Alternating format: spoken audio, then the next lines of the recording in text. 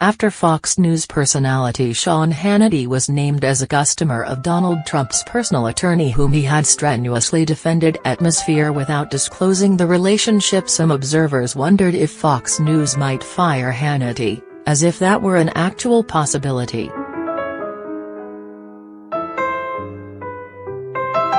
Instead, his network announced yesterday, April 17, that it was putting its full support behind the popular right-wing host. That statement set off a variety of head-scratching reactions. One prominent columnist asked whether the network deserved to be called a news organization. Another journalist said he was stunned that Fox wouldn't punish Hannity for the blatant violation of journalistic standards. Really? Stunned? Let's be clear, Fox News is not, and never has been, a news organization. And while Hannity is an influential person on television, and one many listen to, he is not a journalist. That some media observers saw Fox's non-response to the Hannity debacle as anything other than a sad inevitability shows that we still have a ways to go to normalize those two facts.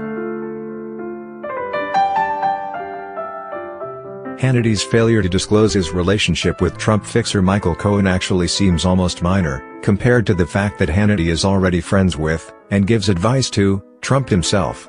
The Washington Post reported today, paywall, that Hannity is so intertwined in Trump's circles that some White House staff have called him the unofficial chief of staff and joked that he basically has a desk in the place. Of course Fox News is going to stand behind Hannity in the Cohen fiasco. He's an extension of the President of the United States. This Hannity debacle is not a particularly low point for the network, either.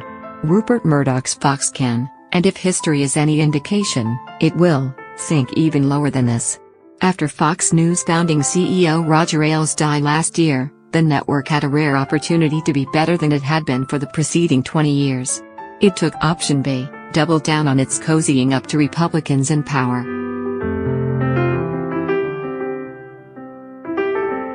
Other news networks, while neither immune to political bias nor the occasional embarrassing ethics scandal, at bare minimum follow certain journalistic procedures.